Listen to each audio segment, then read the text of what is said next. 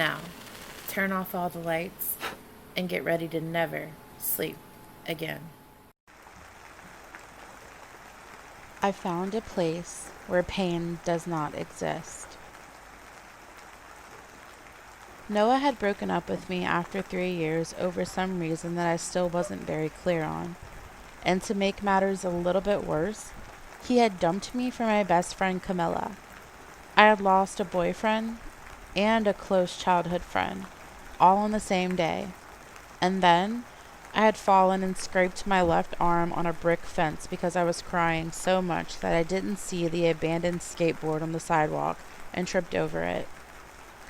So I guess you could say I was in quite a bit of pain, even if it wasn't all physical. It was a conflicting mix of feelings to have. On one hand, there was the pain from the scrapes on my arm. This pain I could see the reason for. On the other hand, I couldn't see the reason for the weight on my chest or the butterflies in the pit of my stomach. But pain is pain, right?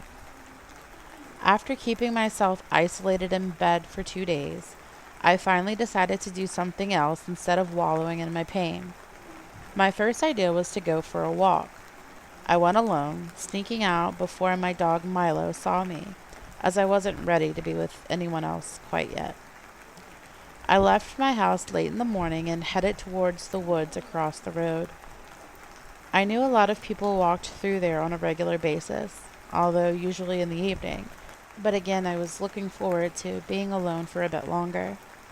I walked through the overgrown grass, my sneakers crunching down on dry leaves every time I took a step. I could hear birds singing, and occasional buzzing from insects that flew past me. It was a bit colder here since it was mostly shady, the sun poking through occasionally, and I was glad I had decided to wear a sweater. I don't know how long I walked before I came to the realization that I was probably lost. I stood in the middle of a small clearing, one of the places where the sun managed to trespass the trees, and looked around, trying to figure out which direction would lead me back home.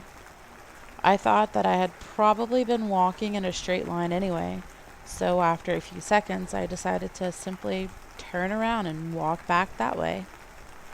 I kept telling myself that I was going the right way, because I recognized the tree branch that covered part of my path.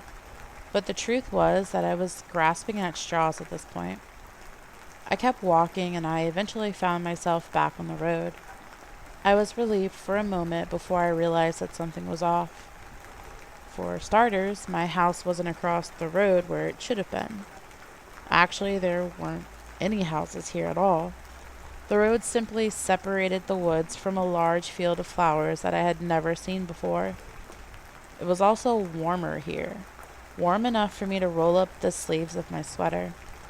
I flinched as I pulled up my left sleeve, but then I noticed that I no longer hurt. I looked down at my arm, and the scrapes were still there, angry, red, and beginning to scab, but they no longer hurt. I went one step further and ran my fingers down my arm, pressing down slightly, but still, no pain. I looked back towards the field as a breeze blew in my direction, carrying the smell of the flowers with it and into my nose. I took a deep breath as the scent hit me. It was much sweeter than any flower I had ever smelled before, almost artificial. As I took another deep breath, I noticed that the heaviness in my chest was gone. I could actually breathe again. I walked towards the field, taking cautious steps to make sure that I didn't crush any of the flowers. The smell of the flowers intensified, but not in a bad way. I wasn't sure where I was, but there was something different about this place. I felt different, happier, free, more like myself. Even when I thought about Noah leaving me for Camilla, I didn't feel angry or sad. I felt okay. I felt good. As I walked further into the field, I realized it was at a bit of an incline, and once I reached the top, I had a view of everything around me. This was certainly not my neighborhood, and likely also not my town. The field stretched as far as I could see, the woods remaining to my left. A hummingbird darted past me as I stood there in the middle of the field. Under normal circumstances, I think I would have been worried, but there was something about this place that took all of that away somehow. I didn't stay there for long. After a few minutes, I walked back into the woods, once again attempting to find my way home. I managed to find it when I heard a car drive past and walked in the direction of the sound until I stepped through the trees and saw my house across the street. As I walked across the road, I noticed that it was a bit chilly once again and pulled down the sleeves of my sweater. I gasped as my left sleeve touched the scrapes on my arm. This time it hurt, as expected. That's when I made the connection. But what was it about that place that took my pain away? As I thought about this, I could feel everything creeping its way back in. First, I noticed I felt less peaceful as my chest felt tight and crushed again. The butterflies in my stomach fluttered awake again, and I started to feel nauseous and anxious as my hands got sweaty and cold, and my heart began to pound in my chest. Oddly, I slept well that night. The next morning, however, things got a little bit worse when I heard from Missy that Camilla was actually 3 months pregnant with Noah's baby. I felt like someone had pulled the rug out from under my feet, knocking the wind out of me as my world flipped upside down. That afternoon, I ran back into the woods and surprisingly found the field again. As soon as I stepped through, I felt a rush of peace again, and nothing mattered anymore. Not the cheating, not the pregnancy, not the scrapes on my arm. I stayed there a little bit longer this time, laying in the field on my back with my eyes closed, breathing in the smell of the flowers. Once I felt like I had calmed down enough, I got up and walked back home.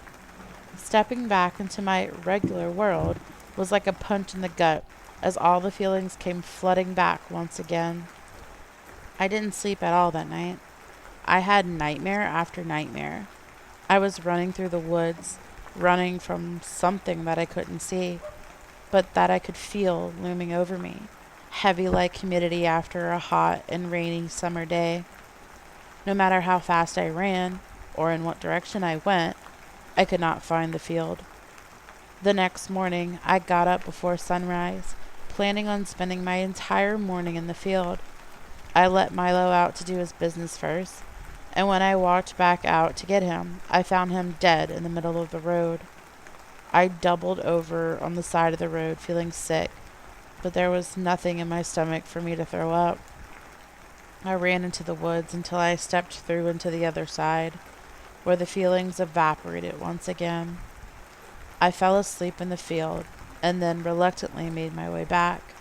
When I stepped out into the road, I felt exhausted. Milo wasn't in the middle of the road anymore, but I knew that he also wasn't alive. I sulked in my house for the rest of the day, once again finding myself attached to my bed. At 5:23 p.m. I got the call. My sister Darcy was in a bad car accident and was in a coma. I didn't get out of bed to go see her. I lied and told my mom that I was busy and I would make it down the next morning.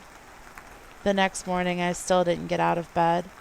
I couldn't go to the field either since a thunderstorm blew in, and so I laid in my bed, in the dark, listening to the sound of the rain falling on the roof of my house, while I cried myself to sleep on and off throughout the day. The few minutes of sleep that I got were riddled with versions of the same nightmare from before, only this time I could feel pain all over my body as I ran from something that I couldn't see. Each time I fell asleep, I would fall back into the same nightmare, and each time I did, the thing that followed me got closer and closer, until I felt like I was being suffocated by the thing that I still could not see. The next morning at 4 a.m., I got up and walked across the road, wrapped up in a blanket. I made it to the field and simply sat there, taking deep breaths, and I appreciated the fact that I couldn't feel anything at all. My face felt tight from the tears that had been steadily streaming down my face all night. There was a lump in my throat, but besides that, I felt okay. Not good, but okay. And for the time being, okay was enough. I suddenly remembered Darcy and how I had promised my mom that I would be there today. I got up and ran through the woods again, throwing the blanket off as I walked into the house. I grabbed my phone off my bedside table and saw the 10 missed calls from my mom, along with more than 20 text messages. I scrolled through the text messages first. Darcy had died early this morning while I was in the field, instead of at the hospital like I had said. I stared at the text message that my mom had sent, wondering where I was until my vision became blurry from the tears in my eyes. How had I managed to screw everything up? I knew the answer to this, of course. It was because of the field. More specifically, because I was running to the field and away from my pain as if that was going to somehow fix everything. I wanted so badly to blame the field, but it wasn't at fault. I was. There wasn't really much I could do now except face the mess that I was in. I felt a familiar feeling as I stood there, alone in the darkness of my house. It was the same feeling that I had in my nightmare. There was one thing that was different, though. This time, I didn't feel like I was running away from something. I felt like it had finally caught up to me, because you can't run from pain forever. Greetings, spoils and ghouls. If you like this video, be sure to give it a thumbs up. If you'd like to see more, subscribe and hit the bell so you don't miss out. If you have a request or suggestion, make sure to leave them in the comment section below. We hope you enjoyed this video, and remember to stay spooky.